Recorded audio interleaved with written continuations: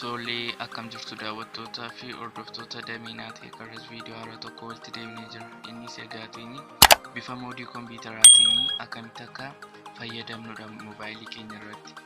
Egaa warri chaanaalii keenya amma yoona subscribe hin goone Daminaa Teekiin subscribe gochuudhaan gara maatii keenyaatti dabalamaa isin jenna. Erga kompiitar laanchar aappii jedhamu kana buustanii booda open gootu jechuudha. Kallattii maanii moobaayiliin keessa moodii PC yookaan laaptooppiitti deebi'aa jechaadhaani. Egaatini erga buustanii booda egaa yeroo bannu moodii sana nuuf fidaa jechaadha. Ilaa kun akkuma isin argaa jirtan kana kunoo this piece warri kun maala aappii akka jiranitti kan kompiitaraati jechuudha. Bifa kanaani silkii keessa moodii kompiitaraa gootanii fayyadamuu ni dandeessu jechaadhaani. Amma kunoo this piece kan jiru banee yoon isinitti agarsiiseetiin akka local diskiitti maal kaa jechuudhaani phone storage kanuma keessanii kana kan memory-tti bitanis wajjin isinii kaa jechaadhaani. Amma kunoo dhaqeetanii this piece amma device name damee jedhee waan darbaan amma device name damee naayini damee godhee darbaa. Sanaan booda laa kunoo videos akka jiranitti kuni style PC-tiin isinii ta'a jechaadhaani. Haala kanaan fayyadamuu dandeessu jechaadha moobaayilii keessan irratti. Amma dhumaatti nu faana bu'aa isinii jenna egaa. Kunoo local disk kan jedhu kun kan maalidha? Kan phone storage space kan moobaayilii kootiidha jechaadhaani.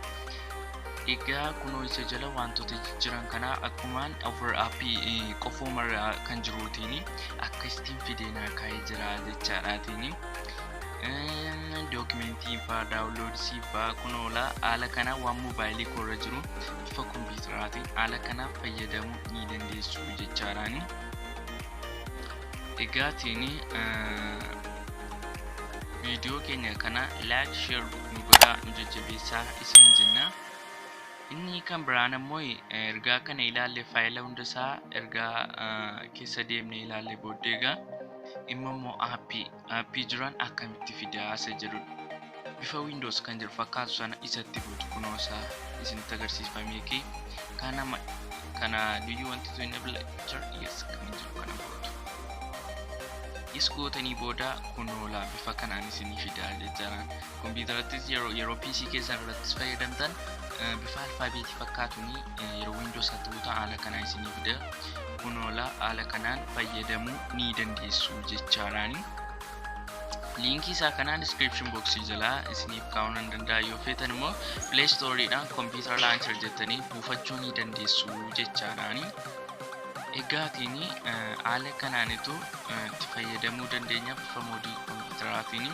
YouTube chaanaalii keenya warri subscribe godhaa. Viidiyoon irra isiniif qabadhe kana fakkaatama viidiyoo biraa walitti deebinutti nagaan nuuf tura.